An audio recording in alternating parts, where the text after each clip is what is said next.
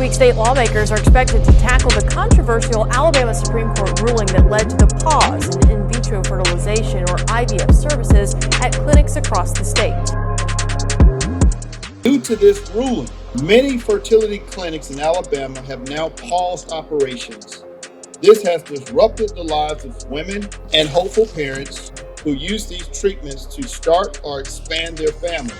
The reality is reproductive health and maternity health are deeply connected, and that these issues require our immediate attention. State lawmakers in Alabama have introduced several bills that would protect fertility clinics from civil and criminal penalties following the state's controversial Supreme Court ruling that gives embryos the same rights as children. Morning, there's a million ways you could have spent this morning and this day. Thank you so much for being here. We got this. We're going to work together. Thank you so much.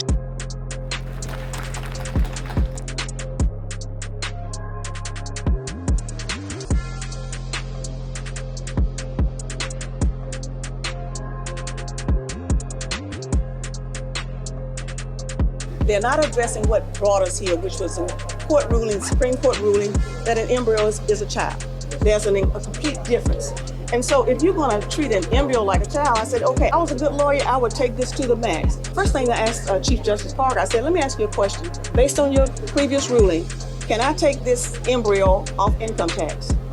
Can I apply for school choice? I mean, it's a child. Everything that's out there that's available for a parent or family, for children, I'd be taking advantage of it under this. We have got to add some specificity to the law. I think we passed the law.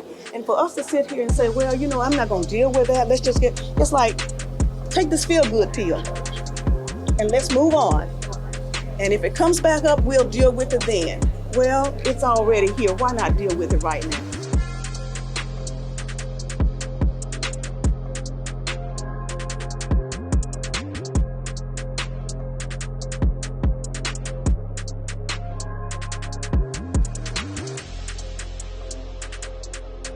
Our role in facilitating their right is not just assistance, it's restoration of their dignity and a reaffirmation of their voice in our democracy.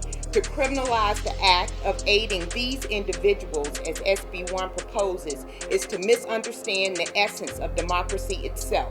If SB1 passed, it could penalize student organizations, faculty, and staff that facilitate voting and stifle civic participation on campuses. This bill will have a negative impact for college students, which will result in a decline of young adults voting, overcrowding the prisons in Alabama, and also the records and lives of many young adults will be tarnished as if they're criminals. We firmly believe Senate Bill 1 could pose significant challenges for seniors, college students, people with disabilities, and people living inside Alabama prisons and jails.